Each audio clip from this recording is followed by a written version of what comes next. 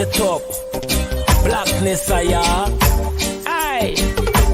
Who tell the truth? Mark Benscop, defend the ghetto youth. Mark Benscop, radio station is the fruit. Mark Benscop, straight up from the root.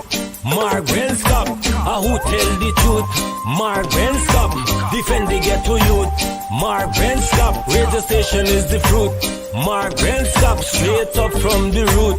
Mark Benscop, I do it for the love, him not do it for no money. Straight up, him attack, educating everybody. Big up my friends and big up my family. Turn on the radio, catch the vibes, it's integrity. Straight up, Benscop stands for unity. One people, one nation, one destiny. Free up the truth in the air, even the blind can see. The deaf can hear, the dumb can talk, the cripple can walk. Boom. Who tell the truth? Mark Benscop, defend the ghetto youth. Mark Benscop, radio station is the fruit. Mark Benscop, straight up from the root. Mark Benscop, who tell the truth? Mark Benscop, defend the ghetto youth. Mark Benscop, radio station is the fruit. Mark Benscop, straight up from the root. Mark Benscop, we have to gather wrong, grab a seat and sit down, pay attention. Education, liberation, we have to stand strong. Benscop upon the radio, lively up the program. Everybody call somebody and let them turn and tune and pon the radio and catch the boom song. We boom it up already, we have to boom it up again. Expose and reveal him. Who tell the truth? Mark Benscop, defend the ghetto youth. Mark Benscop, radio station is the fruit. Mark Benscop, straight up from the root. Mark Benscop, who tell the truth? Mark Benscop, defend the ghetto youth. Mark Benscop, radio station is the fruit. Mark Benscop, straight up from the root. Mark Benscop, I do it for the love, him not do it for no money. Straight up, him attack, educating everybody. Big up my friends and big up my family. Turn on the radio, catch the vibes, it's integrity. Straight up, Benscop stands for unity. One people, one nation, one destiny. Free up the truth in the air, even the blind can see. The deaf can hear, the dumb can talk, the cripple can walk. Boom. Who tell the truth? Mark Benscop, defend the ghetto youth. Mark Benscop, radio station is the fruit. Mark Benscop, straight up from the root. Mark Benscop, who tell the truth? Mark Benscop, defend the ghetto youth. Mark Benscop, radio station is the fruit. Mark Benscop, straight up from the root. Mark Benscop.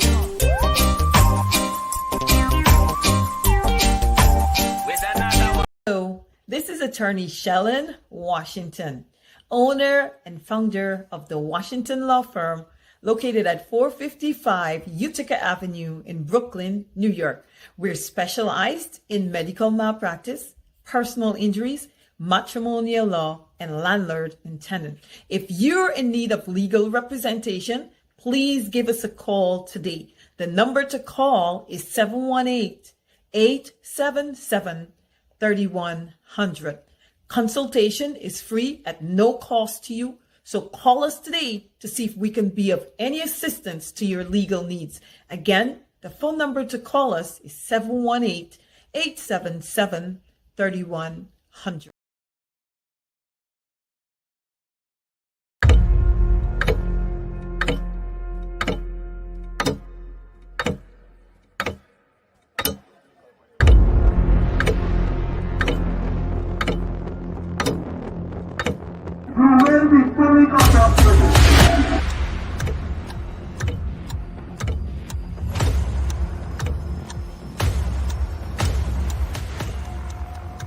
Mr. Watts, he is armed himself. Shots.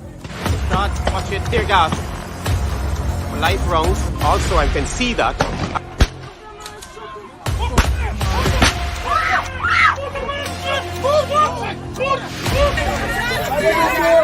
Just for Quendon! Everyone is a boxer, man. I like your put in the boxer, man, to do that.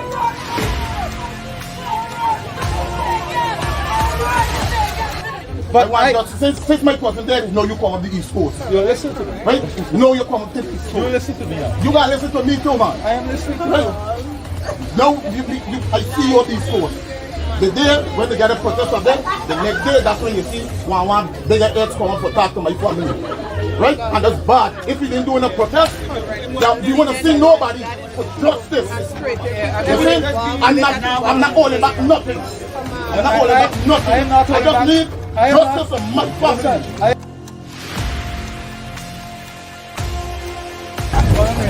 I get visitors all of a sudden. All of a sudden, you all have visitors. This is Joker. Who is that Joker? That piece of plum.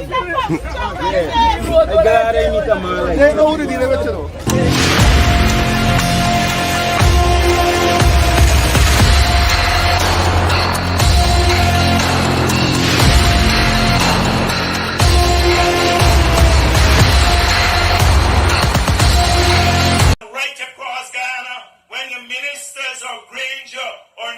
Come here after the 21st of March, you say to them, walk behind them, chase them out, they're going to be illegal. Say to them, you're illegal. Free up the country, you're undemocratic. They're going to face a different situation right across the country.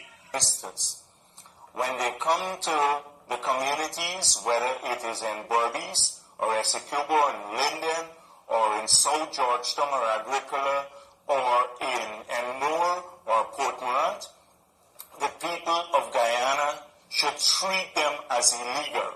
I said they should walk behind them, chase them out of your communities, because it means they've been squatting in power.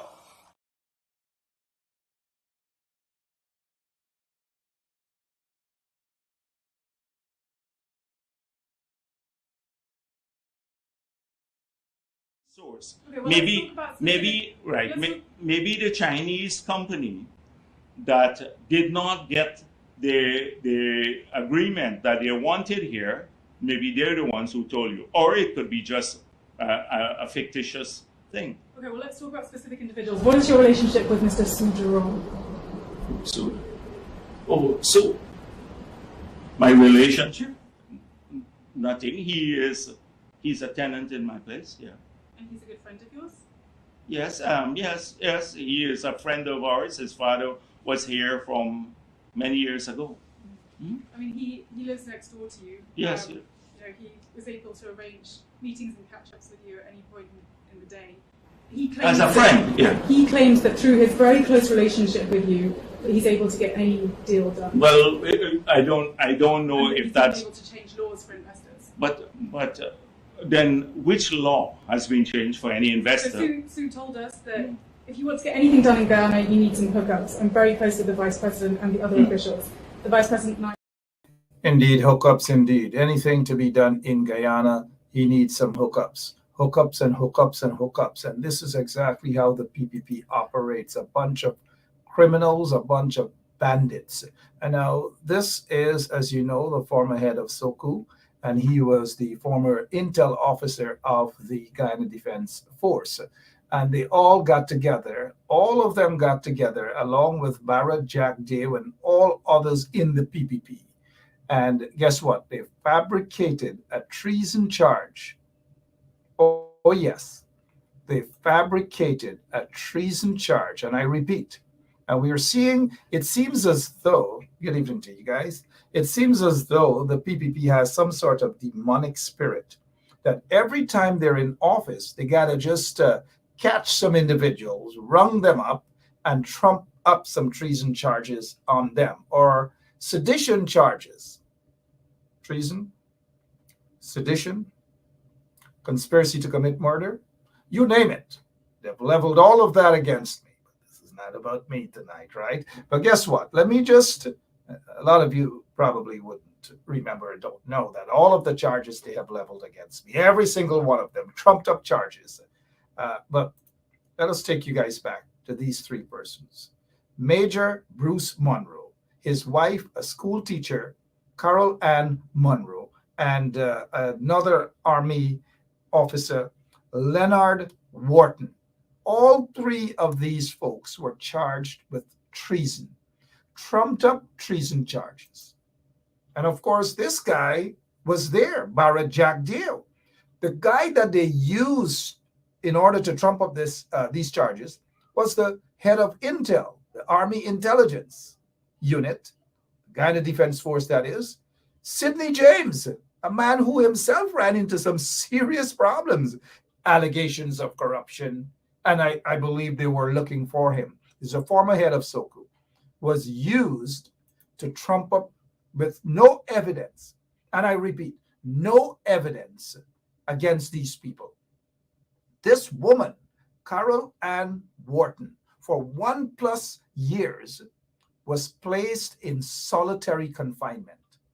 I repeat, for 1+ years, she was shackled.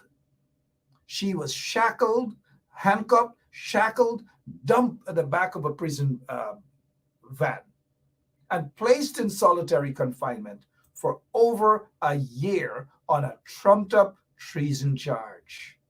I just want to remind you guys about this, a trumped-up treason charge. They were subsequently freed. And if you ask me, have they been able to get their lives back on track? The answer is pretty obvious. When you have a corrupt regime, a racist regime, as is the case with the PPP, and they grab these individuals, and we know the type of individuals they grab, right?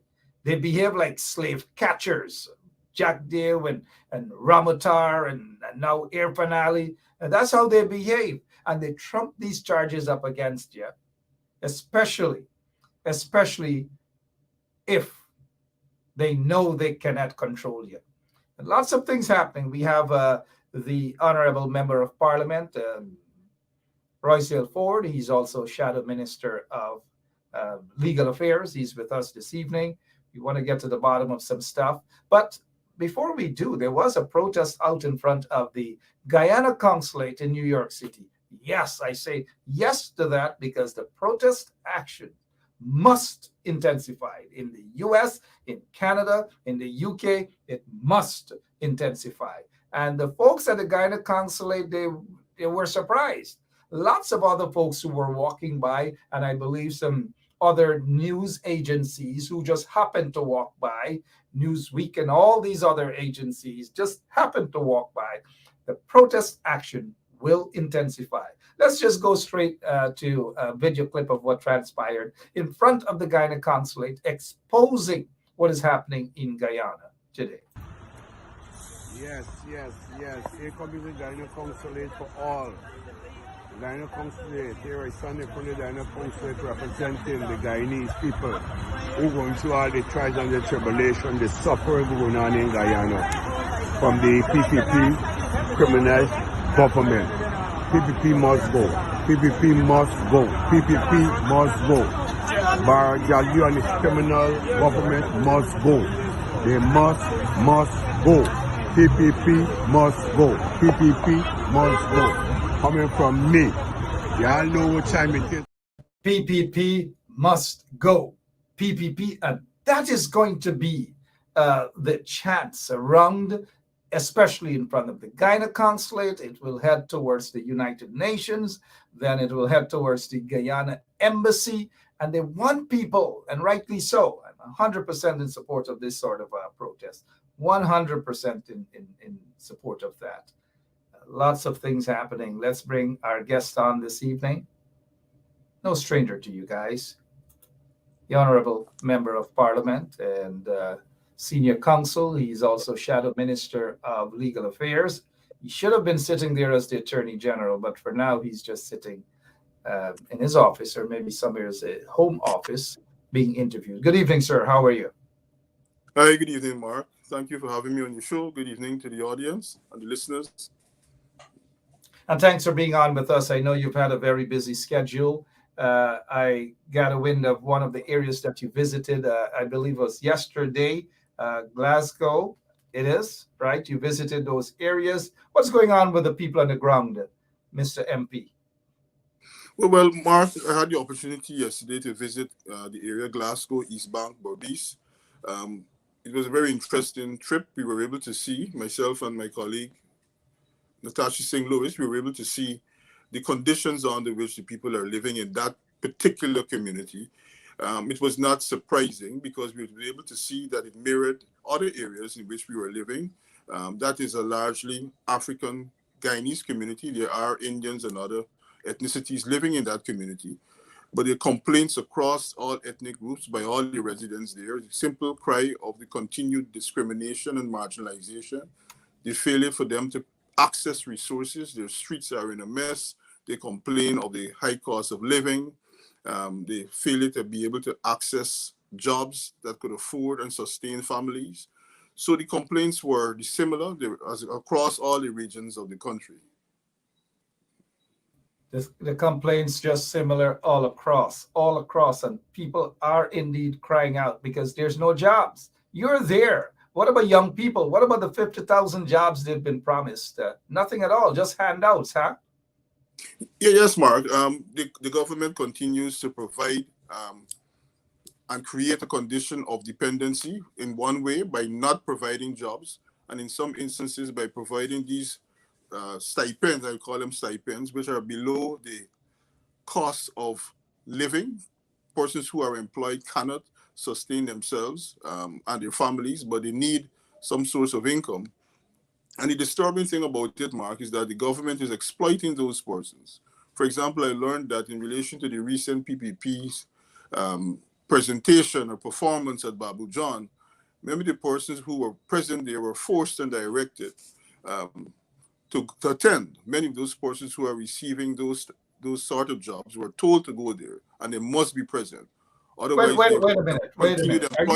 Are you saying, Honorable MP, are you saying that a lot of those folks who are receiving this part-time job, a lot of them didn't know where they were going, and they were actually forced to go there? Well, they were told that they must go, otherwise they will lose their jobs and the small and meager resources that they're accessing through the government. Wow. Sickening. I've heard that, but it's good to hear it from you too. You're on the ground. I've been hearing it from a lot of people. A lot of those folks who attended the meeting at Babu John, if you want to call it a meeting, it was basically a abuse out session. And now let's move away from that. A lot of things that these folks in office now have promised the people, broken promises. They're not keeping up to their promises at all. Free education at the university level, free tuition, nothing at all. Going on 3 years now. Broken promise again, huh? Yes, Mark. That is a serious problem. The government not only the failure to keep their promises, but the impact that it's having on the economy and the lives of young people in particular. We see that the government spending hundreds of millions of Guyanese taxpayers' dollars on a project called Gold Project, which is monies being sent out of this country to Indian and other universities, when the local university can provide those similar programs, whether it is by remote access, whether it's by campuses being set up across the country in Linden, in Essequibo, in the hinterland communities. They could set up technical and vocational centers, but hundreds of millions of dollars are being spent largely on programs that originate outside of the country. Many of these programs, I don't know whether they are even acceptable and recognized in the countries from which they are even originating. So we have that situation where you're failing to provide a quality education, which could have an impact on improved quality of lives for young people in particular. Lots of things, lots of promises. It seems as though they're just about for a quick hustle. No job creation, no nothing. The sugar industry, nothing. It's dead. We all remember the $200 million spent white elephant on the sugar skeleton factory. Nothing at all. No job creation. What are some of the sentiments expressed by young people as you travel length and breadth of that country? And I know you've been very busy. What are some of the complaints by our young people in particular? The first, and if I had to rank them, Mark, the first one would be the failure to provide a sense of hope because their inability to access a job that could provide them with the sort of future that they would like to have. Secondly, they're concerned about the discrimination in terms of those who are qualified. They're not able to access jobs. They would apply which is both private sector and in the public sector, will apply for jobs, and they will not be able to access those jobs. We have the other category of young persons who are able to provide and would have started businesses. They're not able to access contracts. This afternoon, right in front of my office, a young man came up to me. He told me that because he was receiving a contract or two on the Apnu AFC government, for the past 3 years, he's received one contract, Mark, for 30,000 Guyana dollars. And I know what that, I know what, not to cut you, I know what that contract is. Clean drains, right? Yes, Mark. Yes, Mark. Clean drains. Yeah. And these are highly qualified persons, technical persons who would have had a track record of doing sorts of work that would have allowed them to be able to be conferred with a contract under the Apnu AFC government. So they go around. Yeah, so go ahead. No. So you see, Mark, the young people of this country are losing hope in this government that they could ever provide them with the sort of environment in which they could prosper and develop. You know, we have heard Jack Deere has been parroting himself around these days, obviously panicking. He's panicking. He's talking about capturing strongholds of the PNC or the coalition, New Amsterdam, Linden, Georgetown, and so forth. Of course, we know he's panicking. So anything that comes out of his mouth, he's going to just chit-chat. But the young people have no hope under this installed PPP regime. None whatsoever. They didn't have hope for 23, 24 years when they were in office before. Now young people again are faced with the same hopeless music. What's the alternative? What are you guys offering? What are you guys talking to young people and people in general to give them this alternative government?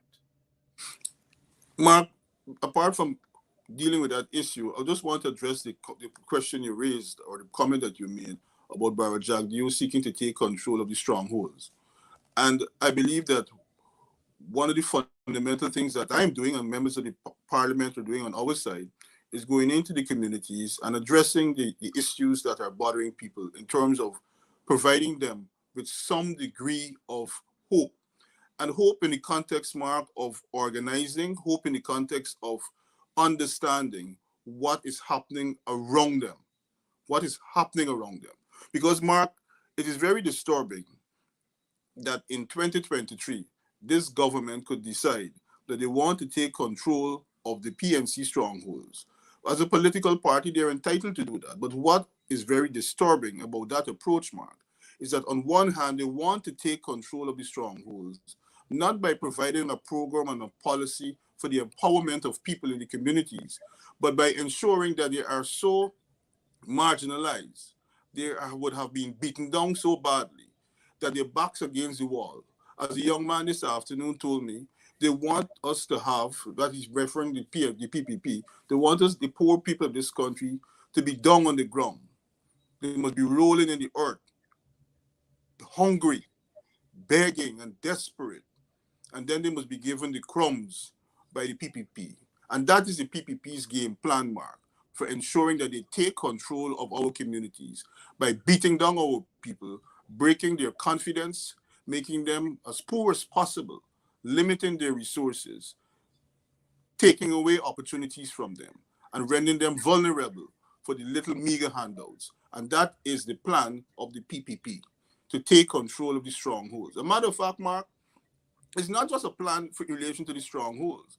Even in their own strongholds, large parts of their communities are suffering the same treatment in which they want to keep their people uneducated, poor, and impoverished in order they could continue to take control of them.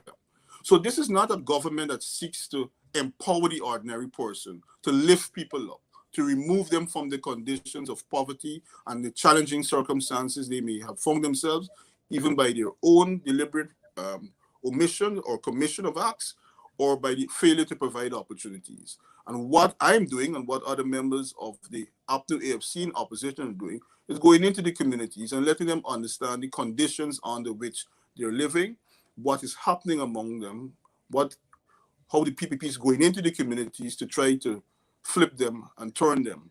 and how ultimately that is not in their best interest. Absolutely not in their best interest. We're seeing evidence of that throughout the length and breadth of Guyana. But yet when some of the weaklings, I would say, who can't bear their chafe, they fall for the crumbs and they crawl over on their knees. And some of them, not all people are not that gullible, but we know some of them. We've seen some of them. They've been featured recently of being related to whomever, but we don't discuss them here. Now, Jack Deere and the PPP seem to think that that is a victory, that is a success story for them. Meanwhile, if they capture 2 or 3 or a handful from the coalition, they're losing hundreds, probably thousands of their own support base. But Jack Deere and Irfan, they're not paying attention to that. What is your take, though? Go ahead, sir. Well, Mark, you're absolutely correct. Despite the grand performance that they tried to pull off at Babu John, it was very clear when I looked at it that it was qualitatively inferior to their previous performances that they tried to pull off at Babu John. The support base, the traditional support base, to me, was not largely in attendance. And that is a matter that the PPP tried to cover up. They have covered it up because they had a few hundred there, albeit a lot of people were bussed in, trucked in. Folks were forced to go there. Jack Deere and Irfan didn't want to talk about that. And I'm glad that you've mentioned that. I'm really glad that you've mentioned that. People, PPP supporters are turned off by the leadership of the PPP. That is a fact. And so they're going into some stronghold areas of the PNC or coalition, and they're capturing a couple, just a couple. They're capturing them with little crumbs. And that Jack Deere is shamelessly celebrating as a victory story. I don't know. But Mark, what I want to take the opportunity here today or tonight is to inform those persons who feel that they are in a position in which they have to take what is being offered to them, for them to understand 2 things. And this is one of the things that we're telling them. This is not a personal gift of Irfan Ali that you're receiving. This is not a personal gift of Barra Jack Deere. Ultimately, it is the resources of Guyana that is somehow being channeled to you, and that you have a right to those resources. If you receive those resources because of the circumstances that you're in, you are not bound to give up your mind, your independence, and your focus, your awareness of what is happening to you and your people.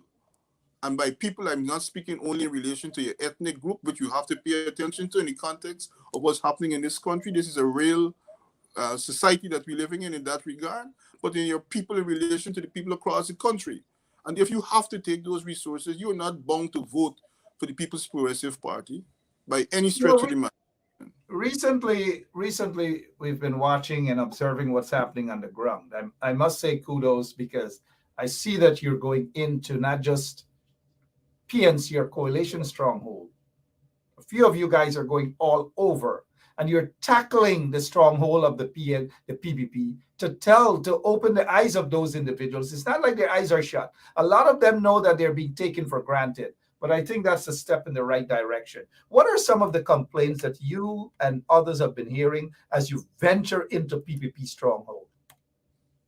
Mark, the complaints, as I said earlier, are the same, largely the same. They complain about the inability to be able to live and sustain themselves. They complain that the government would have misled them again into believing that they would have changed, misled them into believing that they would be able to have a better life. You know, Mark, we understand Guyana and the ethnic problems that we and circumstances that exist in this country. But when you go into certain Indian communities and you hear Indian members of our society speaking about the suffering that they're going through and how even their daughters can't be properly employed because certain members of the People's Progressive Party want to have sexual relations with them, and similar matters, you become very concerned, and they become more and more worried about their own future in Guyana under the People's Progressive Party. It has been their scavengers. We see that they have absolutely no regards for women in general, young women. They have a history of these sort of things. The PPP, that is, certainly not exclusive to the PPP, but mainly in the PPP. We have seen Jack Deo and his treatment towards a woman whom he was supposedly married to, and all manner of stuff. But moving on now, I'm glad that we have highlighted. I just want to head back. Someone mentioned earlier the treatment of the sugar workers, the bauxite workers. They are being disregarded, especially under the PPP regime again.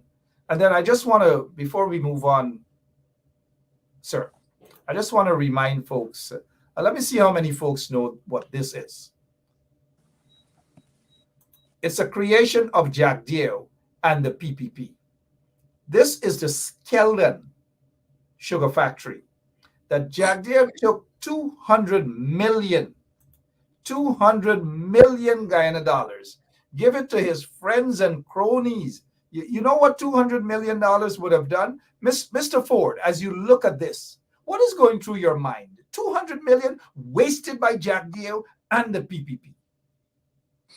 Mark, I'm thinking when you look at that about how not only irresponsible Barra Jack Deo is, but how the Guyanese people have effectively forgotten the sham and the white elephant that the Gaisuko project was, the Skeldon project was.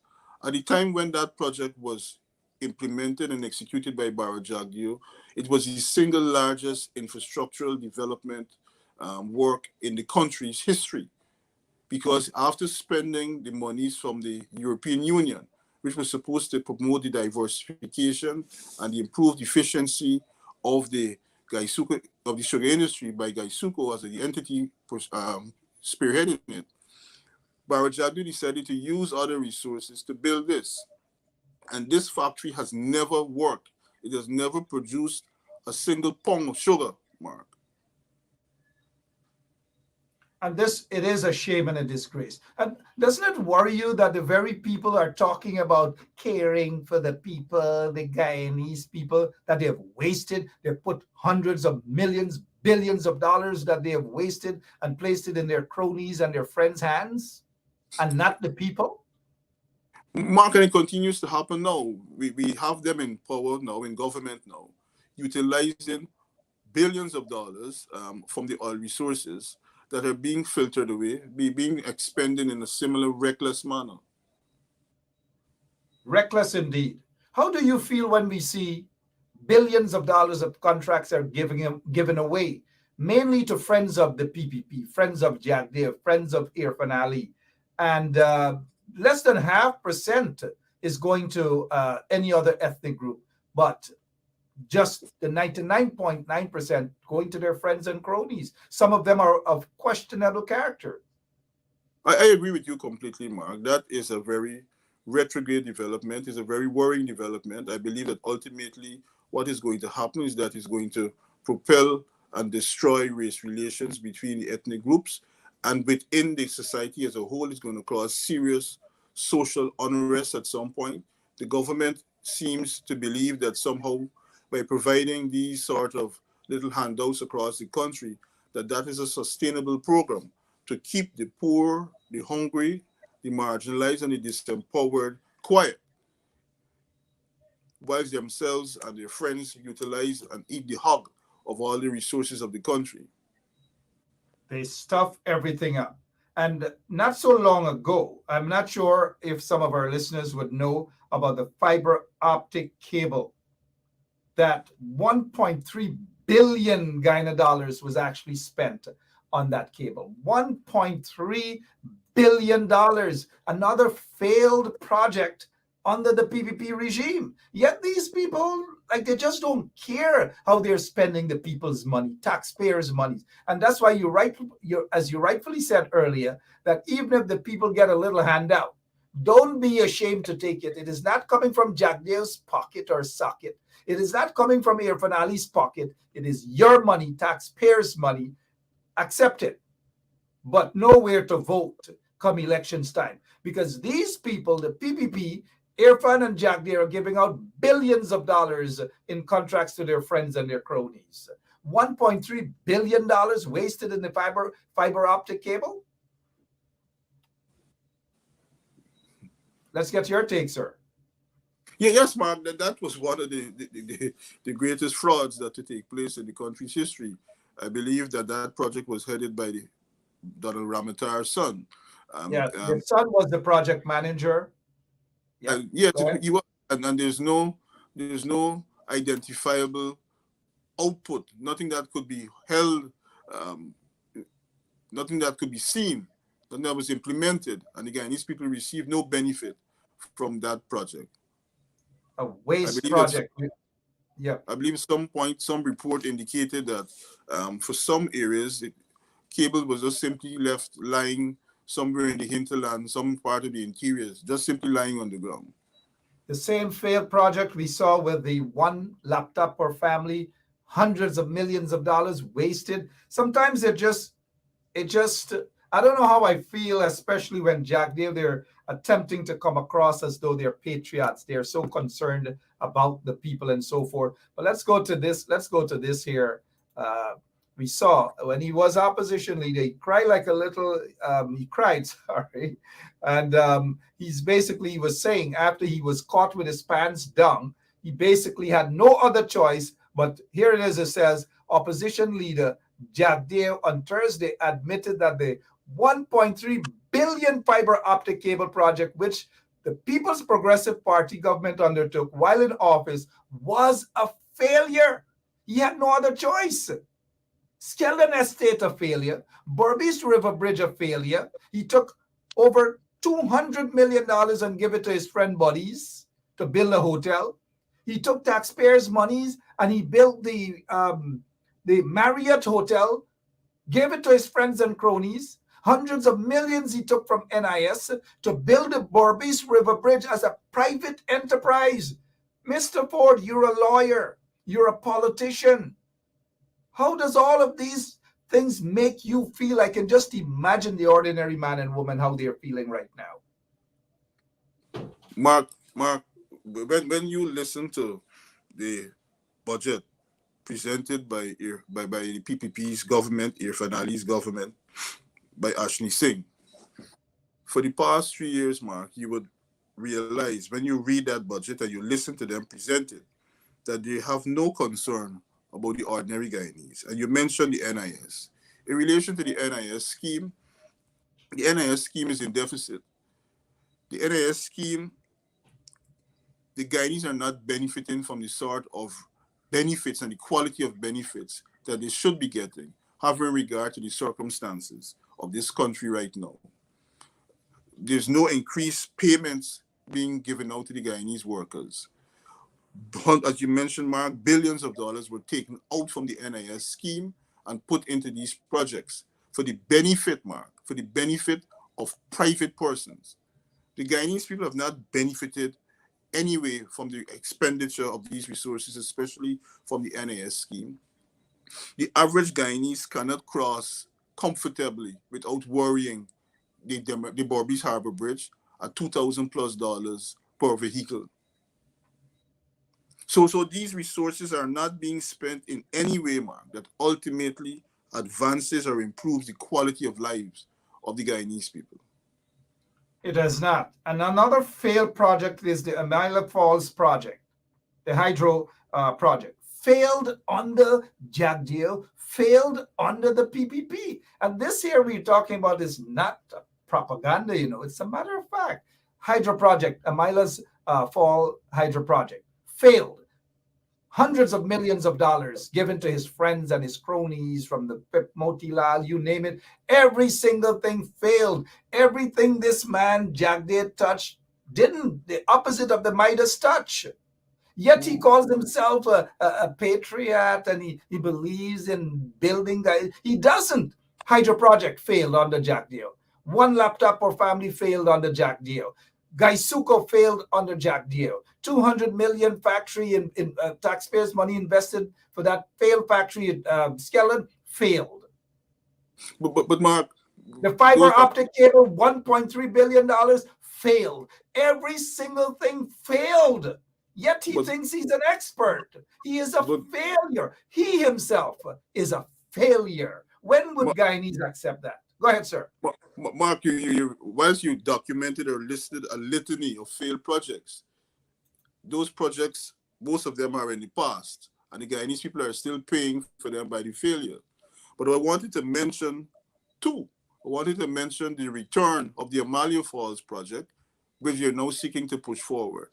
And very importantly, Mark, without any serious sort of assessment, determination as to the benefits of this new project, the Gas to Shore project, billions of US dollars are being spent by this government in a Gas to Shore project. That And every given time to friends and cronies, including some people, and ExxonMobil has to stop doing business with corrupt individuals, money launderers, and so forth.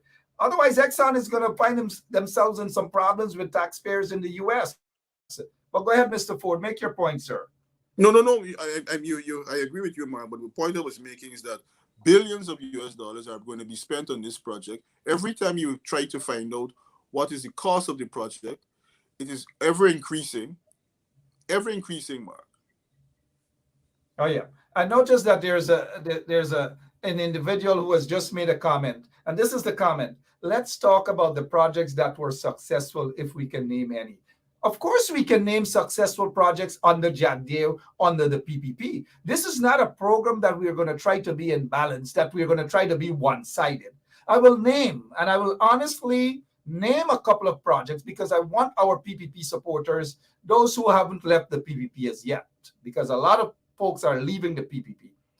Mr. Ford, we've got to be balanced on this program. I'd like to name some projects that were successful under the PPP regime. I can't recall anymore. Of course, we've got to be fair, Mr. Ford, please. Exportation of drugs, increase in terms of extrajudicial killings. Those were projects under the PPP, directly targeted citizens that they were successful. Extrajudicial killings, hundreds of people were slaughtered, a project that was successful under the PPP regime.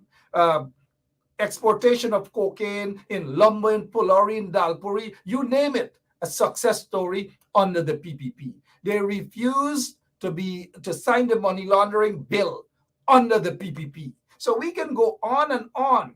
Visas revoked by ministers and senior police officers, another success story under the PPP. So can we go on with more success stories?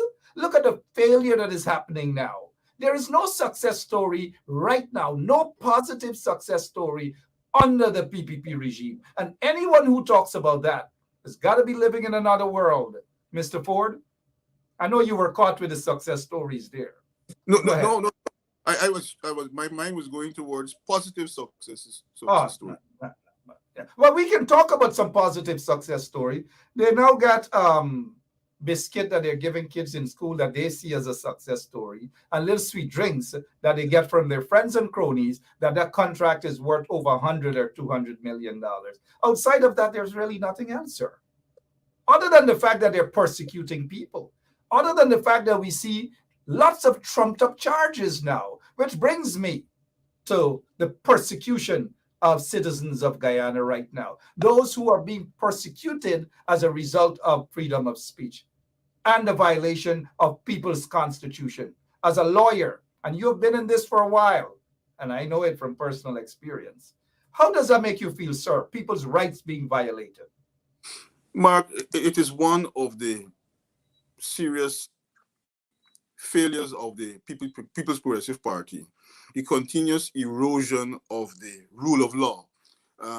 And by rule of law, I'm speaking about the entire constitutional system, the democratic structure of which the rights of the citizen are part of. The right of the freedom of expression, the right to assembly, the right to participate in the governance of their society, the right to have collective bargaining with their employers, the right to have a fair functioning judicial system, the right to have an efficient and effective police force. Those rights, Mark, are continuously eroded by the Guyana police force in particular, which functions now as an entity or agency of the People's Progressive Party. You know, one of the things, Mr. Ford, I want to apologize to our listeners. We have lots and lots of smart, very intelligent listeners. And I want to apologize to them that I failed to mention a main success story of the PPP regime. The rigging of elections, the stealing of a seat in 2006. In 2006, they stole a seat from the AFC, and AFC. Sam Hines was squatting in that seat for 5 years. The 2020 elections, in my opinion, that is, based on the evidence, and they are running from the evidence. The very PPP regime that jumped up on the mountaintop, the few of their supporters were asking for the coalition's SOPs. Now, 3 years, we're not hearing anything about the SOPs. They're not concerned about the elections petitions. In fact, every single time you guys, and kudos to you, Roysdale Ford, Senior Counsel and Member of Parliament, for carrying that fight in terms of ensuring that elections petitions be heard. But every time you guys, and of course others get some credit for that as well, but every time you guys make that effort, guess who doesn't want it to go to court? The PPP. So in my opinion, and I know I speak on behalf of thousands of people, is that the PPP has something to hide. Lots they have to hide. And hence, I say, another success story of the PPP is the rigging of the 2020 elections. What's happening with the petitions? One has been thrown out. The other one has been heard recently. And what's going on, sir? Mark, as you mentioned there, recently, a few days ago, the second, or I'll call it the second election petition, was heard in the Court of Appeal. This is the one challenging the implementation and execution of the recount. It goes in relation to the Order 60, which was implemented by the Elections Commission and created by the Elections Commission, utilizing Section 22 of the Election Laws Amendment Act. In that petition, we're challenging the constitutionality of both the order itself and the section. We're saying that it is no way possible under the constitutional system that we have set up in the Constitution that you can have GCOM exercising lawmaking powers that would seek to determine how an election is to be conducted. And that is exactly what the Elections Commission purported to do, utilizing Section 22 in relation to Order 60, because they put in place a system by which they could have sought to count votes, change the validity of votes cast, and at the same time bring out and determine a result of the elections while rejecting the legal mechanisms set out in the Representation of the People's Act. So those are the issues that are being raised in that matter before the Court of Appeal, and we're expecting a decision. I can't say exactly now when that decision will be coming down because the Court of Appeal reserved its decision. You know, Mr. Ford, doesn't that make you feel uncomfortable? Because it makes me very uncomfortable that elections petitions, and I'm sure majority of our folks, elections petitions are being ignored, are being dragged through the court, just like brothers and sisters who are at Camp Street or wherever they are, and they're not getting early trial. But an elections petition should be on the top of the list and be heard expeditiously. Does this concern you, sir, that it's lagging in the courts? Yes, Mark, it's very concerning, but it is part of the continued breakdown of the rule of law, not simply by placing or passing or identifying the judges as the persons who would be the source or cause of it, Mark. In this system here that we have, the PPP has refused to first engage in any process that will see the constitution of the Judicial Service Commission. So you have 3 judges sitting in the Court of Appeal to hear thousands of cases. You have about 8 or 9 judges, half the complement of judges sitting in the High Court. You see the continuous failure on the part of the People's Progressive Party to engage in any process that will see the full appointment of a Chancellor and Chief Justice. You see staff, technical staff, leaving the High Court as a result of their pure frustration or the inability to receive proper and attractive salaries. So the entire judicial sector, Mark, is completely collapsing and completely in mayhem. So that impacts not only on the elections petition itself, it impacts on the efficient hearing of a number of cases affecting the rights of the citizens across the country.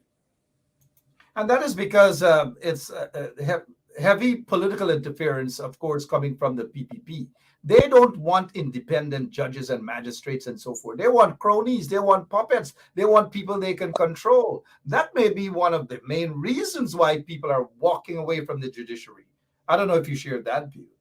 I do share that view, Mark. You can't deny the fact that that is one of the things that are seriously affecting the performance of the sector.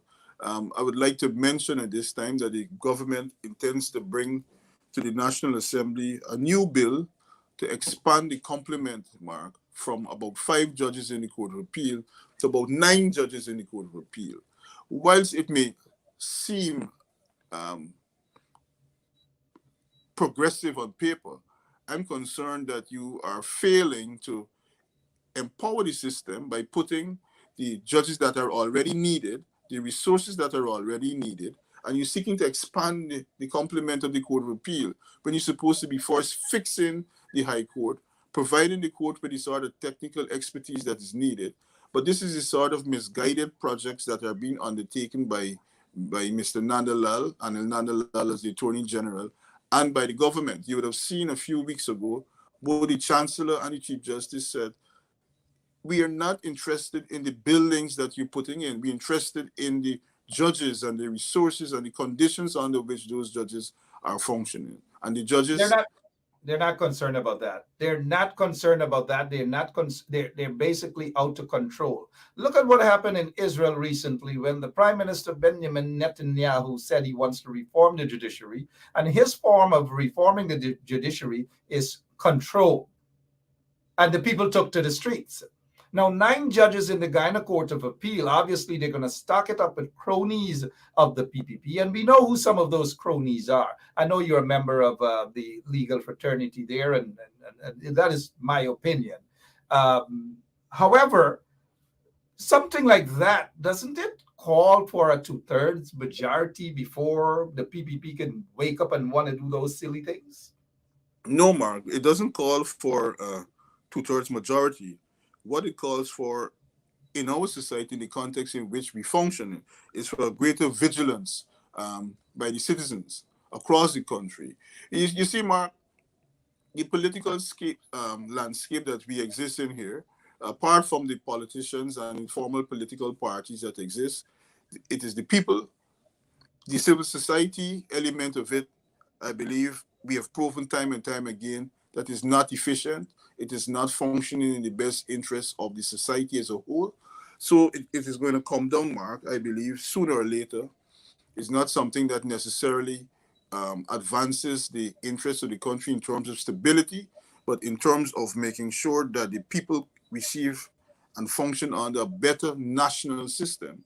We're going to have the point, Mark, very soon, sooner or later, where we're going to see a complete breakdown in the stability of the society, because I'm convinced that persons and the citizens are going to exercise their right to protest and engage in a strong message to the government in relation to all the indignities and transgressions that are taking place.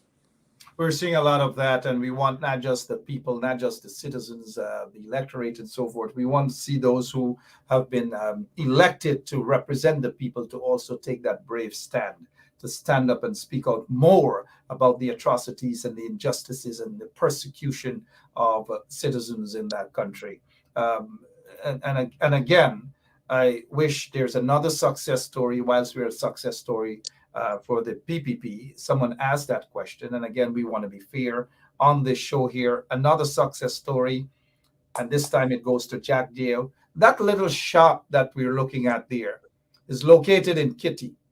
And that little shop was where Jack Dale used to live. Not as a house, but in that very shop.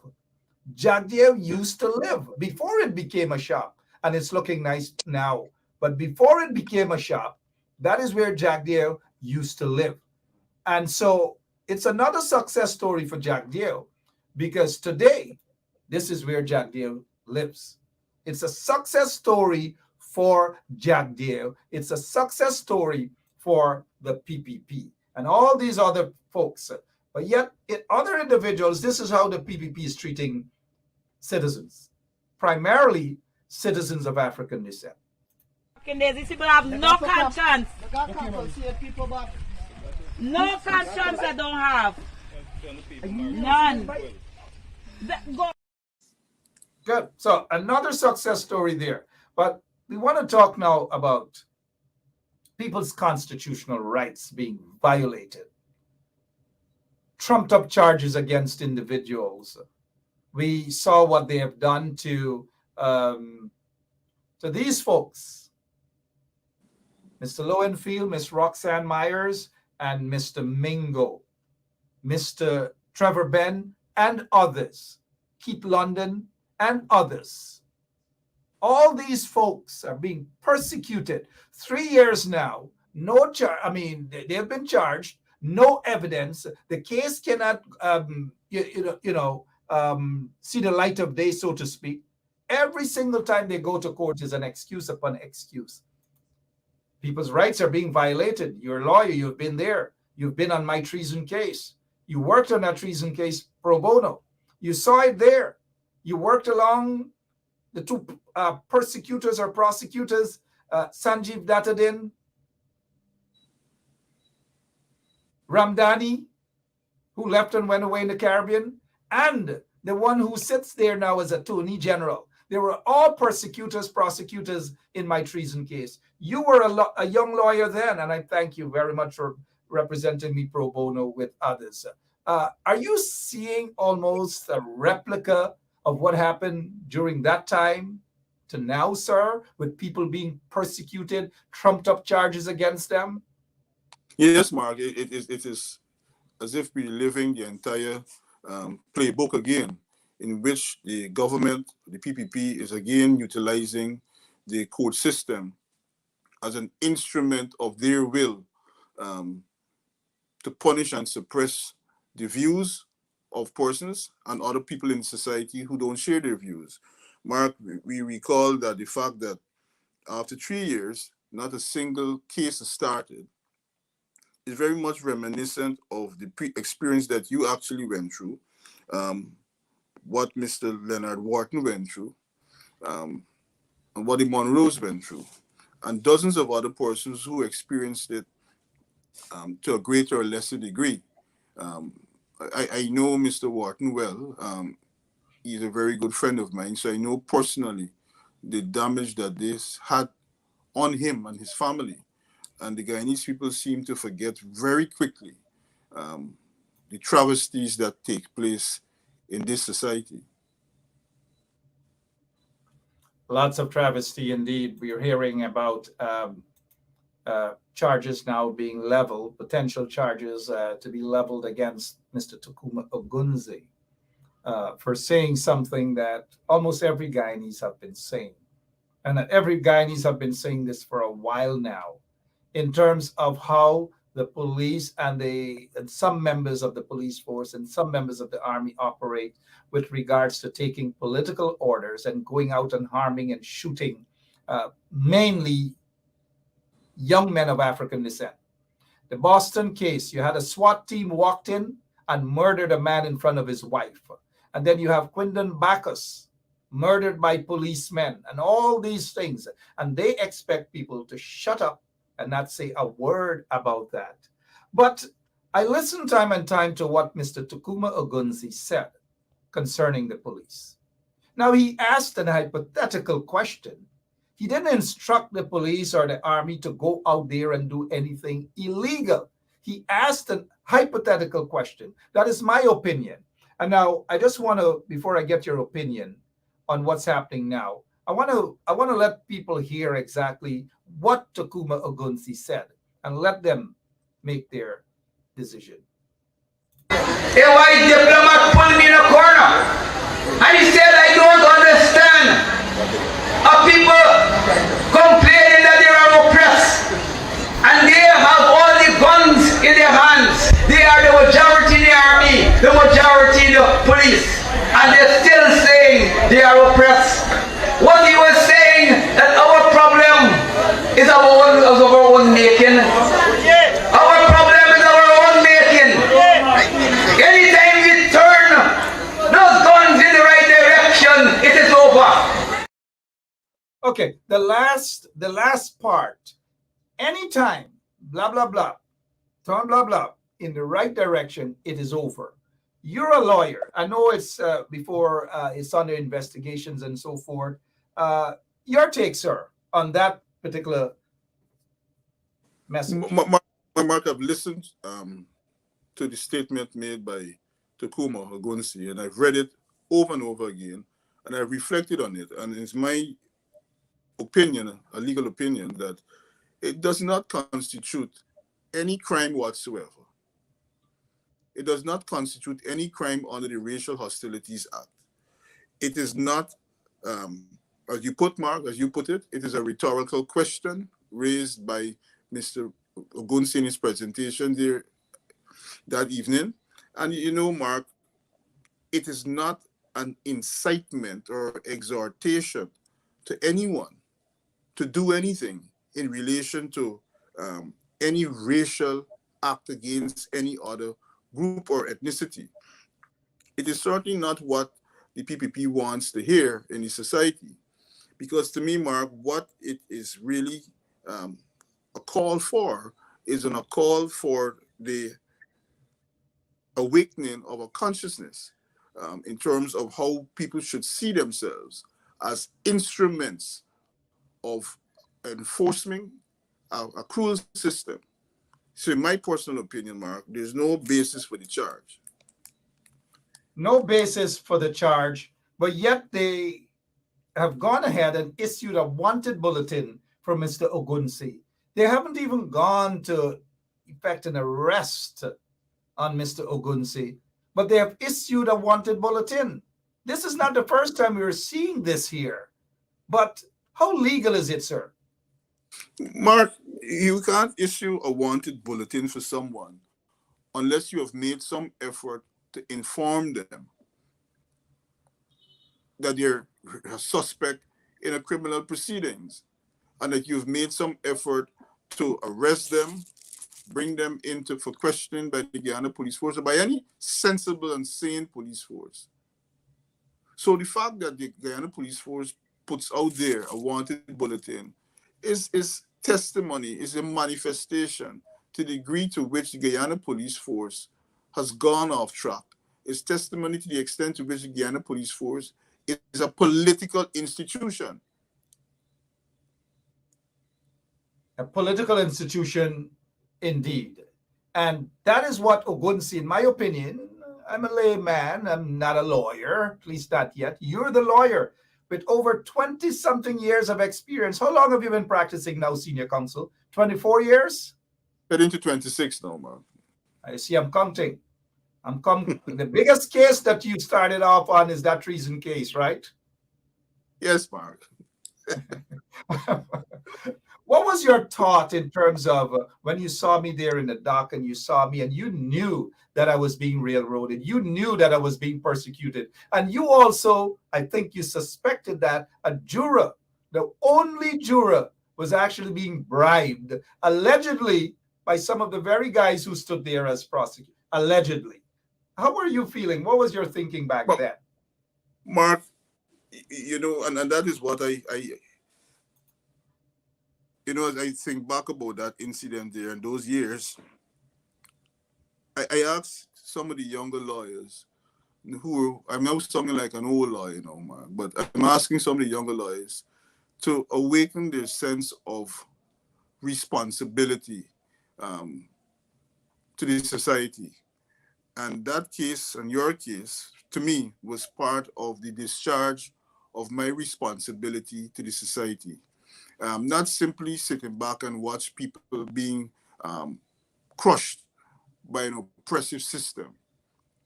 As a lawyer, you have a responsibility to ensure that you allocate a significant portion of your skill, talent, and ability in the fight to ensure that the society as a whole functions in a fair and effective way. And Mark, your case was a very early example to me of the oppression and the nature of the People's Progressive Party. And over the years, Mark, I've come to the conclusion that it is part of their DNA. It is something deep-seated. It's something embedded in how they approach rights of people, the rights of the citizens across the country in this very high-handed and abusive way. But you know, Mark, we going down memory lane. And I know you will recall that some of the very persons who prosecuted you whilst you were custody and enjoying the benefits and the good life of the Georgetown prisons, they were living for extended periods of time. You remember, Mark, for months at the Pegasus? Oh yeah. To And me, they would have gotten over 150 million Guyana dollars to persecute me. And these are the very people that we hear now are talking about democracy and the rights of people. You know, I'm sorry that I brought that up, and I want to make one other thing quickly before we move on. And this is why, for me, it brings back memories as to what Ogunsi actually said. And I want to replay what Ogunsi said to make another point. A white diplomat pulled me in a corner and he said, I don't understand how people complaining that they are oppressed and they have all the guns in their hands. They are the majority in the army, the majority in the police, and they're still saying they are oppressed. What he was saying, that our problem is of our own making. Our problem is our own making. Anytime we turn those guns in the right direction, it is over. Now, I want to go back to that there. The last part of his statement. In 2002, and late 2001, 2002, when the PPP controlled death squad, Black Clothes Police were out there, and death squads were out there murdering mainly young Black men. Mainly. It doesn't mean that some other individuals were not being tortured and murdered and so forth. Yes, but 98% of the persons that were being targeted were young African Guyanese. On television, I asked that rhetorical question: what if, almost same thing, what Ogunsi said, what if people were tired back then? People are tired now. And Ogunsi asked a question rhetorically. When I asked that question, I'm not sure if you remember this, or some of our listeners do. This is what happened.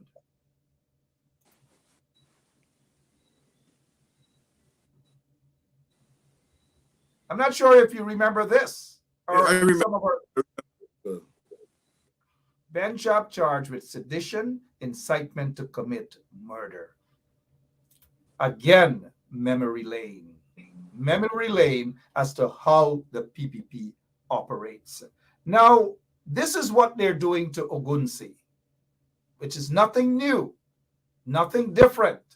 But they've issued a wanted bulletin, and of course, they have some other stuff up their sleeves. Incitement, not incitement, several serious offenses and attempting. They didn't say what the several serious offenses are thus far.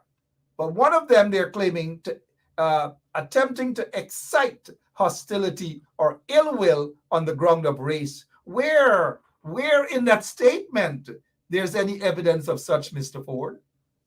And that is what I'm saying, Mark. In my opinion, there's absolutely no basis for the charge. Whilst they made no reference to what are the other serious offenses, I paid attention to what they said there about Racial Hostilities Act, and there's nothing there in the statement of Mr. Ogunsi that constitutes inciting or an exhortation to racial hostility in any way. None whatsoever. None whatsoever. But I want you to listen to another tape. I want you to listen to something, since there is none here. And any lawyer, we've had our in-house lawyer here as well, Attorney Shellen Washington, based in New York, said the same, almost identical to what you're saying, Mr. Ford. Almost identical. I want to share this with you, sir. Go ahead, Mr. Ford. I wanted to say, Mark, but this is certainly in contrast to the statements made by Barajagio himself. Absolutely. Which were clearly statements made by him to incite racial hostilities in the country. He's notorious. He's notorious about doing that. He is notorious. I want you to please, Mr. Forde, I'd like for you to listen to this, as we're currently shut off on the ground, and this is basically for our online listeners. I want you to listen to this, sir, and do excuse the language.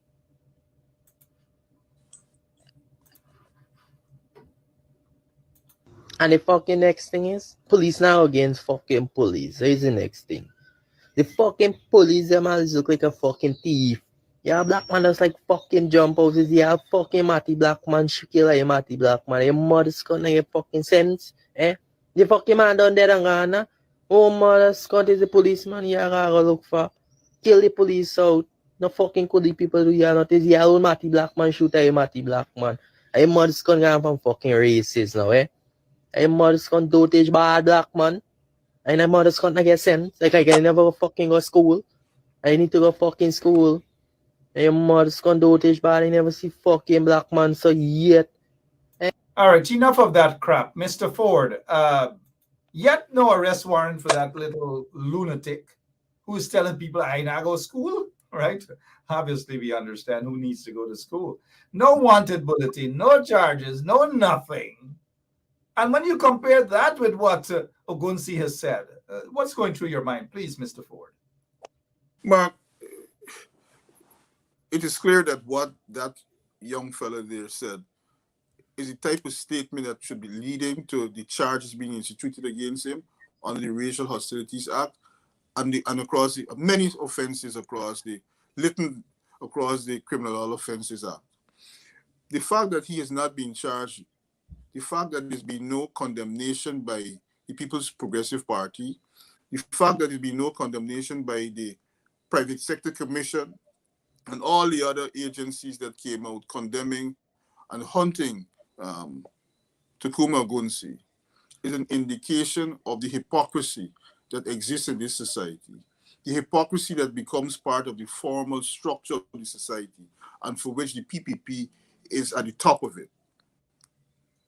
Hypocrisy indeed. I don't know what's the nature of this discussion about pro bono. I did say that those who were on my treason case, on my sedition case, and my incitement to commit murder case, in all of the 120-something cases, pro bono.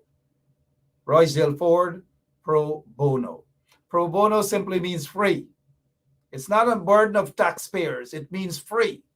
But those who were freeloaders of taxpayers were Anil and Datadin, who got, I believe, over $150 million to persecute me. So let's not focus on who a liar get what and who does. Let's not miss focused here. Let's not miss what we have to be focusing on.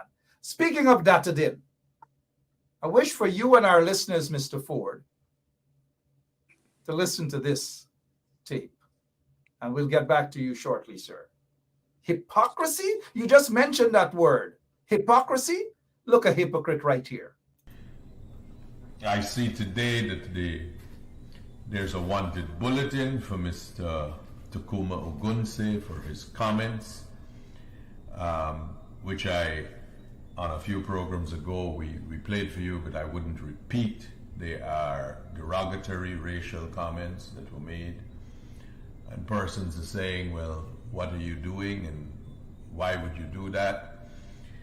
And then there's some curious comments that I see where people say that to bring those people before the court is to weaponize the judicial system and to bring matters and they try to insinuate that it is a government in some way trying to bully the people. I have this to say in relation to that, and we have to understand this.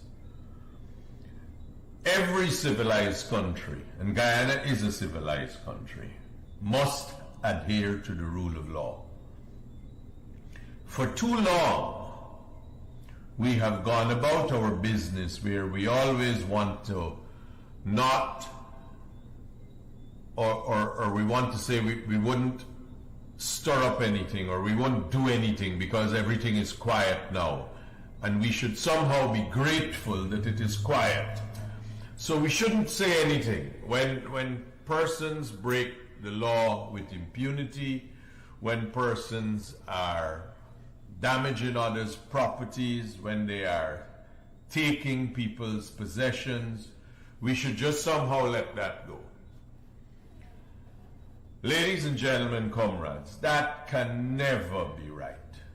That can never be the approach. Don't leave it and let it be because somehow you have to be grateful that we are. Enough of that. Hypocrisy, hypocrisy, hypocrisy. He never made a statement when this happened.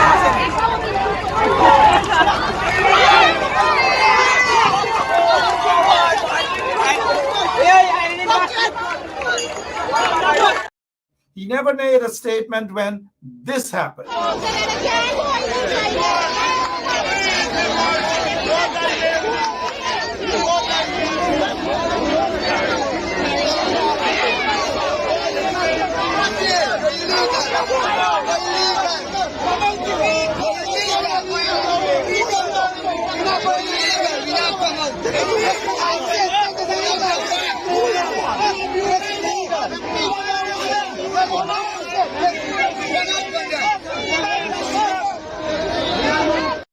And also, before I get your response, he never made a statement when this happened.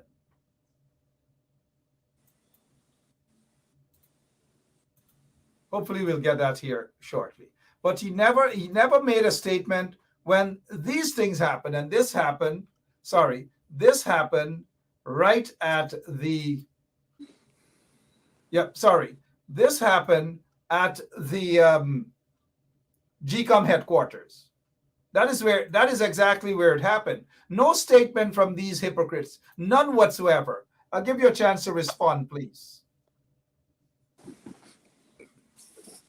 Mark, you're absolutely correct, Mr. That they never made any statements, never came out in condemnation of racial statements made,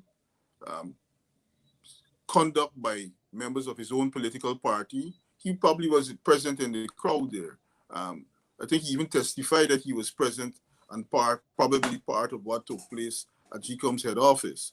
So, Mark, you see the selective engagement by Mr. Dattadin is reflective also of the selective approach of the People's Progressive Party itself to confront even its own supporters in making those sorts of statements. Statements that are definitely not only outrageous, but seek to incite the ethnic hostilities and racial hostilities in the country.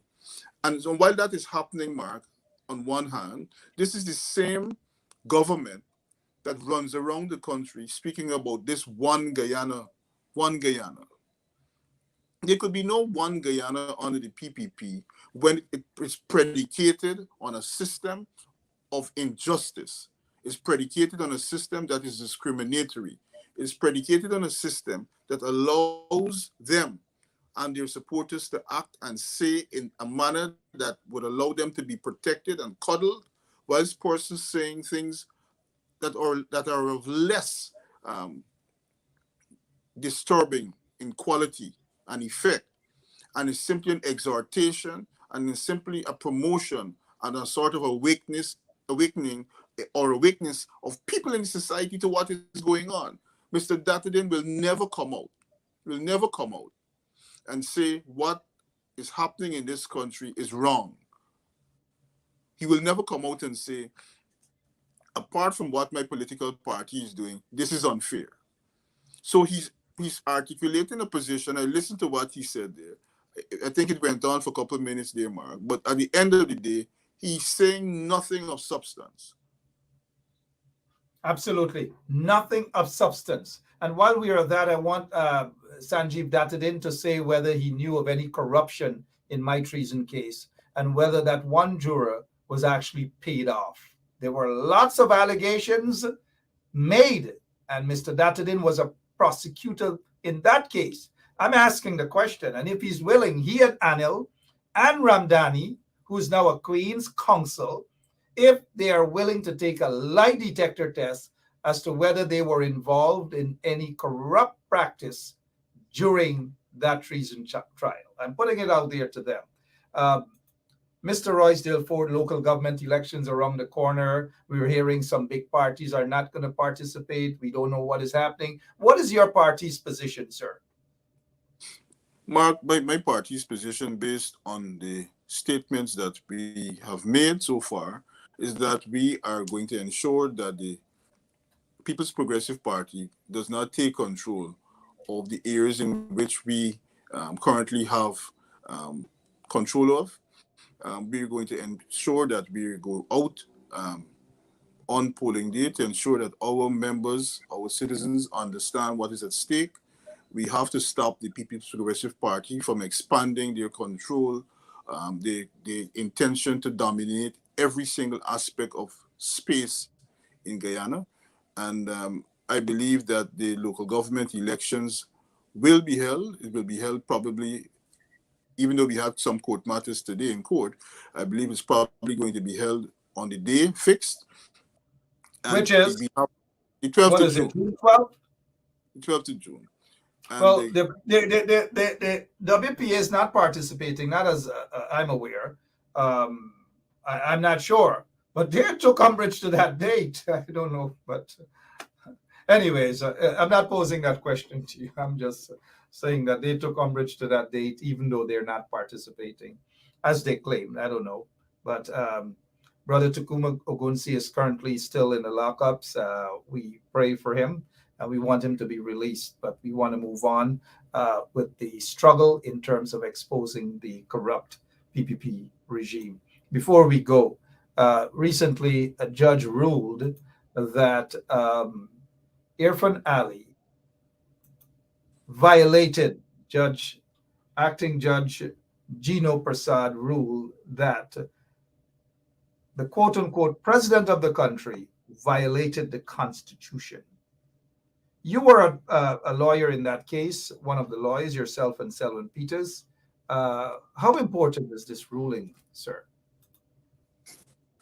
Mark, this is a significant ruling, not simply because the judge ruled that the president violated and breached the provisions of the Constitution, but I believe it is a decision that once again forms part of the armory of the people, the ordinary persons living in this society, against the continued march of the PPP to dominate and to breach the rule of law. This was a case where, Mark, the president decided that he was going to suspend an entire constitutional commission without giving them the benefit of the constitutional provisions that are in existence. What I mean, Mark, is that before you suspend and remove an entire Judicial Service Commission or Police Service Commission or any commission, it is a requirement under the Constitution that a tribunal be set up, appointed by the Chancellor and appointed by the Judicial Service Commission. There was no such ruling. There was no such commission in place. The Judicial Service Commission was not appointed.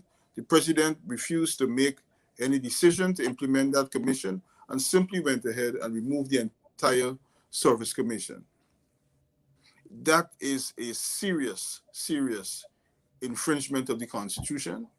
And I believe that it is a powerful decision delivered by Justice Gino Prasad. He's not an acting judge, by the way. He's a substantive judge of our High Court. Oh, has he been? He has been fully confirmed, because yes, last time. Okay.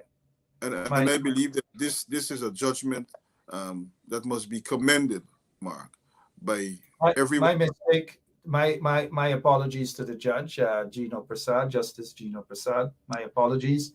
Moving away from you were making a point. Sorry, go ahead, Mr. Forde. No. I'm saying it's a very significant judgment, and I believe it should be commended and supported by all in the society.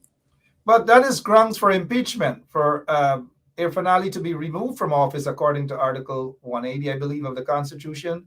Grounds for removal, violation of the Constitution, and so forth.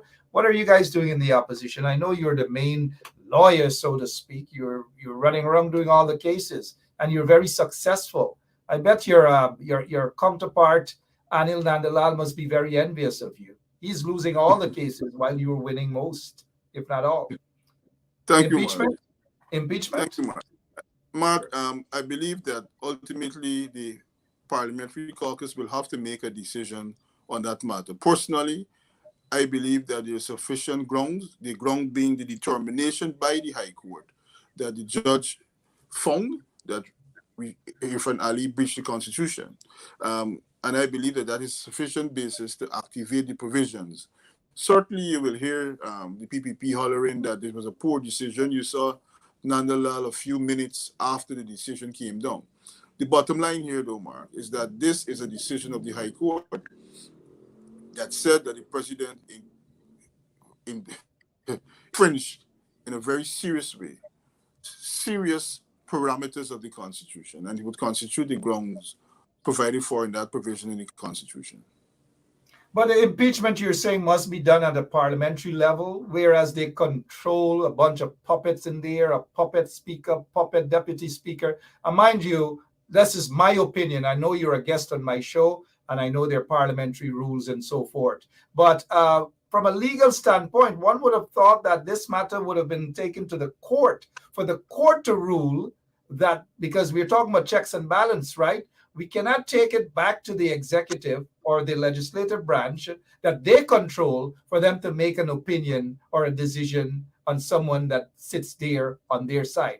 The point I'm making, why not go straight to the court? Well, because the Constitution provides that in relation to an impeachment is to be done by the legislative arm. It's very similar to what takes place in the United States of America in relation to Donald Trump. We saw the Republicans voting how they did in relation to impeachment proceedings. So that is what it comes down to, Mark. And we know that they control the National Assembly. They have 33 of the... Fair enough. It says Parliament. But I'm just looking, Honorable Senior Counsel, to have these people removed from office expeditiously by tomorrow. Just let them go, right? But you're correct. But Parliament is such a farce. Unless if what I'm hearing, that there are 3 or 4 members on the PPP side who are fed up with Irfan and Jack Dale. And you never know, you guys might be successful in getting them to vote in favor with you guys. You never know that. Is a no confidence motion going to be leveled against Irfan Ali's government when you guys return to Parliament? I could say that it's seriously being contemplated, Mark. I like to hear that. I love to hear that. Now, let me ask you this here. Some people are saying that the opposition party, the PNC, and the members of Parliament aren't doing enough, aren't working hard enough. But I do say, I can say, and I've been saying this, that there are few who are out there working hard enough. You're one of them. But do you think that criticism is fair, that the majority of members of Parliament aren't working hard enough? Mark, I believe that the opposition members of Parliament, we are all working hard and we're doing significant work, some of it which definitely does not make or catch the public's attention. Despite that, is there more that we should be doing? I believe that there's always more that we can do. And there's more communities to visit. There are more people to interact with. There are more points to be made in the public. There are more press conferences. There are more interviews to be had. And I expect at the beginning of the next parliamentary session that we will see an enhanced parliamentary opposition, a more targeted and a more structured opposition. Well said. Thank you so much. As we prepare to head out of here, we are thankful that the Honorable Shadow Minister of Legal Affairs, Senior Counsel, Member of Parliament, Roysdale Ford.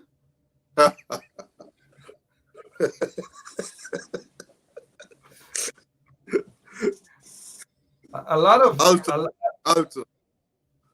of people, I've been seeing a lot of comments that people are seeing you as a potential leader, but we're not going to touch on that tonight. We're just talking. You can't blame them. You've been around on the block for a while.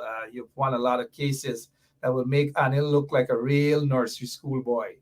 I don't know. Where do you get the energy from to go out there and fight all these cases and still be in the communities and so forth, and having to spend time with your family as well? Where do you get the energy from, sir? Mark, it's out of the commitment of the desire to see that the Guyanese people have a better government, and it is through the support of a family that understands what I'm now into and what I'm pursuing. Absolutely. But we can't leave here to talk about, because we've highlighted the injustices and so forth. There is a big meeting tomorrow. And this meeting here, tell us a little bit about this here and some of the speakers, sir. We want to carry it live right here on Bench Up Radio, but tell us a little bit about this meeting, sir. Oh, Mark, I'm happy to be supporting this Institute for Action Against Discrimination. I believe this is the second such meeting that will be held. The first was held in Paradise, West Coast, Babies, where it was formally launched. I believe one of the failures of our people, Mark, is to create organizations and institutions to push the fight across different boundaries and different ways. Whilst we have the formal political party, the WPA, the PNC, the AFC, I believe that there's continuously times like these where we need to create new institutions to be able to go into different communities in different formats, to strengthen and push and carry a message that is necessary. This institution, Mark, this institute is carrying a message of combating discrimination and oppression across ethnic groups, across societies, across different stratas in the societies, across different ethnic compositions, challenges, and economic issues that are facing people across this country. And I'm really happy, Mark, as the Shadow Attorney General, to be able to support such an institution, because I believe what we're doing at the same time is bringing the message to the people at a community level in a different way from how the formal political party would do it. And we are engaging with people on the ground, Mark, for them to understand what is at stake. It's one level just above the bottom house meeting and one level just below the formal political rally. So this is a very important intervention in the march to free ourselves from discrimination and the oppression in this country. Lots of discrimination, lots of oppression in the country. Again, lots of discrimination, lots of oppression in the country. And this meeting tomorrow, I hope a lot of folks go out, and those of you can tune in, because we will be carrying it live right here on 107.1 FM, the People's Station. 107.1 FM. Mr. Ford, I don't know, I've asked you a simple question. What do you do? Where do you get all of this energy from? And what do you do on your quiet time? I know that Mr. Hoyt once told me that you're a young man, you love to read, because you were very close to Mr. Hoyt. What do you do? Play dominoes, play trupchal, play chess? Mark, I play dominoes sometimes with my family. We haven't done that recently. But these days I spend most of my time trying to spread myself across the country, try to increase my presence across the country. And I'm doing, as always, do a lot of reading.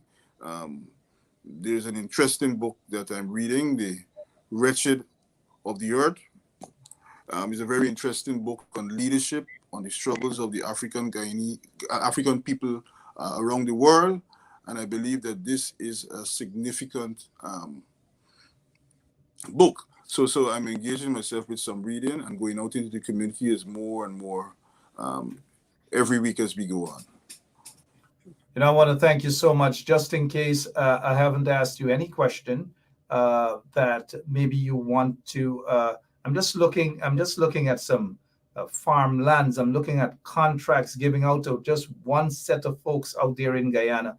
Yet Irfan Ali loves to run around and say one Guyana. How insulting is that, sir? One Guyana, when we see that it's a divided Guyana. It's very insulting, Mark, and that is one of the reasons why I believe I'm again happy to support this organization. And this is one of the ways in which we could go into the community to educate, Mark, educate our people on what is happening. Whilst we need to have the public protests, whilst we need to have the mobilization to send a strong message on the ground, it is my view that we need to start educating the people, for them to understand what is happening, to do what Agunsi is doing, to do what other members of the parliamentary opposition is doing, which is to make people understand what is happening, to educate them and to raise the awareness.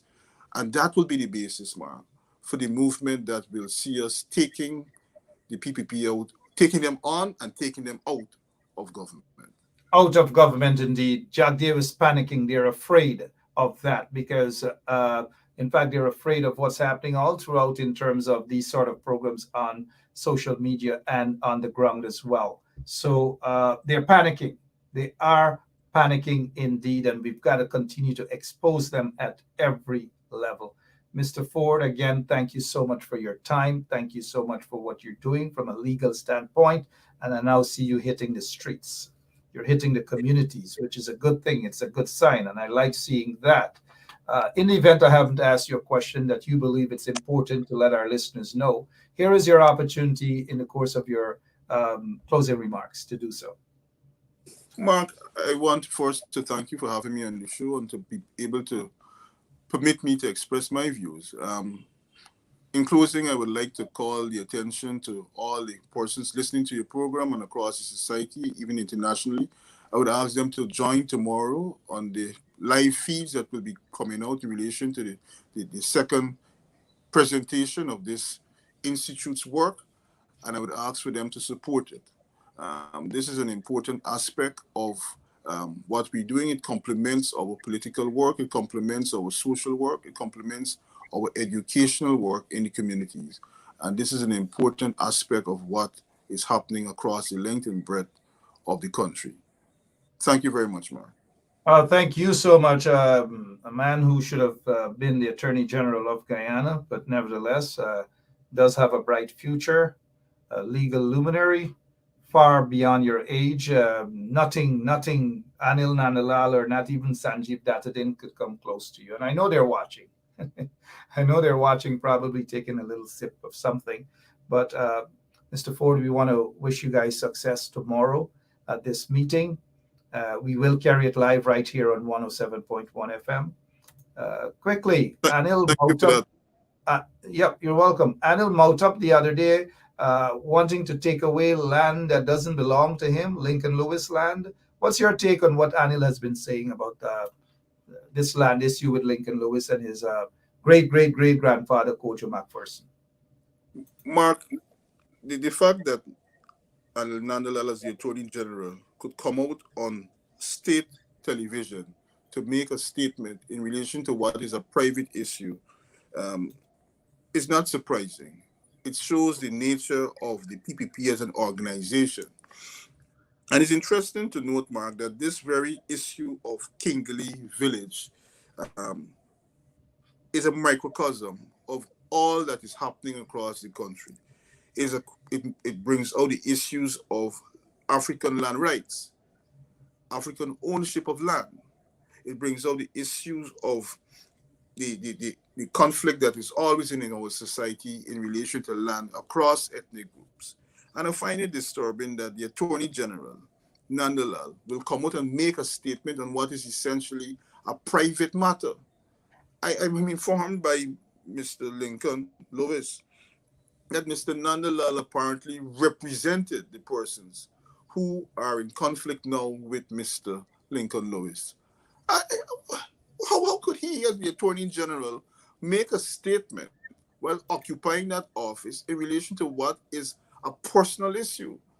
And then you see, Mark, based on what Mr. Lincoln Lewis would have told me, about 20 to 24 persons, policemen, turn up on what is private property. And I'm saying tonight, Mark, that Mr. Nandalal is fully aware that this land is private land owned by the family and the ancestors of Mr. Lincoln Lewis. So what is this about? And that's a good question. It's a question that Anil can only answer.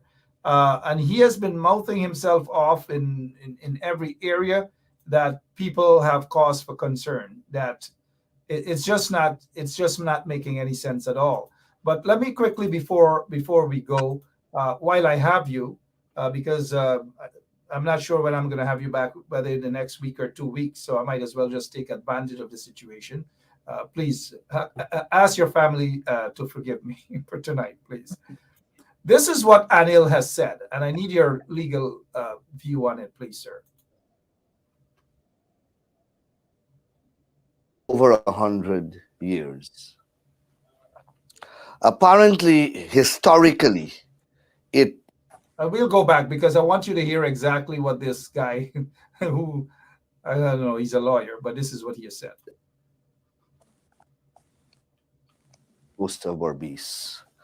I have done some work in relation to the village, so I am able to tell you that based upon the research which I have done, Kingley Village has been under occupation for over 100 years. Apparently, historically, it at some point in time may have been under private ownership. All right, Mr. Ford, I know we don't have much time to waste on this guy. May have been. Your legal doc may have been. Go ahead, sir. Go ahead. Mark, I'm an attorney at law. Nandalal is an attorney at law.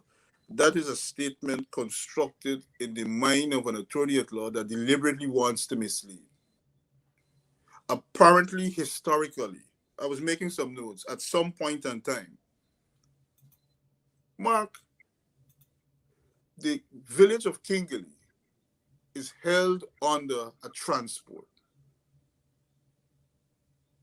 And that transport has been in existence, not only as a historical fact, but as a legal fact, for over 100 years. You would have expected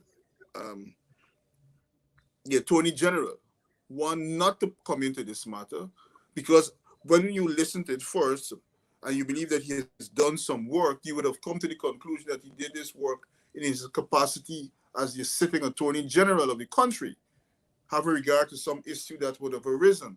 Not that he would have apparently done some work as a private attorney at law in relation to these matters. This is completely unacceptable.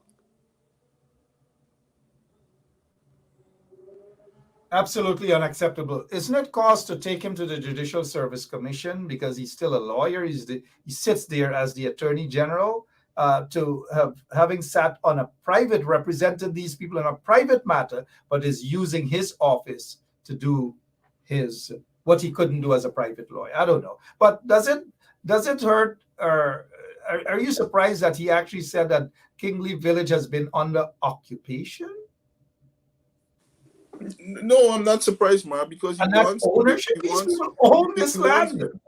wants to give the impression, Mark.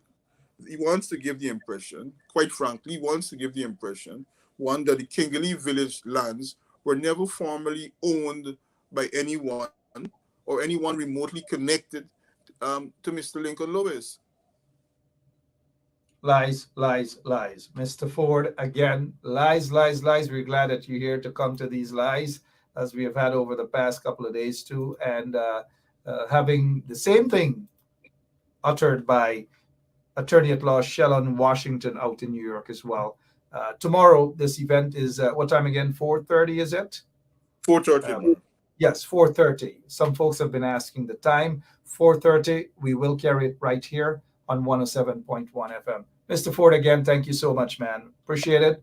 Give my regards to the few others, hard workers. Give my regards to all of them.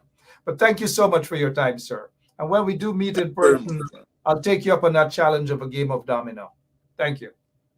I'm coming your way sometime soon, man. All right. Bring Anil so we could see. Oh, no. Anil might. Sorry about that. Thank you so much for your time, sir. Appreciate it. Thank you, Mark. Thank you for your audience. Thank you very much. Thank you.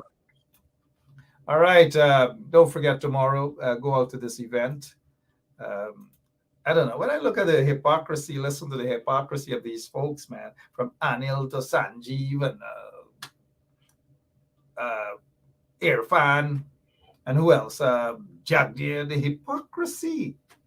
Hypocrisy. Forget about Mark Phillips. He's a puppet. He's just a puppet. Mind you, people were asking where this was where Jagdir used to live, in a little shop front that he used to pay about 16 or I think $9,000 a month or something like that. Look where he is today as the biggest welfare recipient. The biggest welfare recipient in Guyana, Bharat Jagdir. Hey, guess what? I've got to go, man. My name is Mark Benchap. See you guys. We will broadcast the event tomorrow. Don't forget, we will broadcast it right here on 107.1 to highlight the injustices in Guyana, the racism and so forth. And the next protest that we'll be having in the U.S., the next protest will be in front of the United Nations. It will be in front of the United Nations. Today was in front of the Guyana consulate. We will be back in front of the consulate, but before that, we are going in front of the United Nations to talk about the atrocities and the racism in Guyana. I've got to go, though. Have a great weekend, but for those of you, I'll see y'all tomorrow, right? Same place, same time. Well, not same time, but we will be broadcasting this stuff live right here.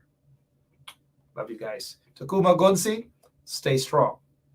We'll talk a little more about that too as well, but not tonight. So long. So this is attorney Shellen Washington, owner and founder of the Washington Law Firm, located at 455 Utica Avenue in Brooklyn, New York. We're specialized in medical malpractice, personal injuries, matrimonial law, and landlord and tenant.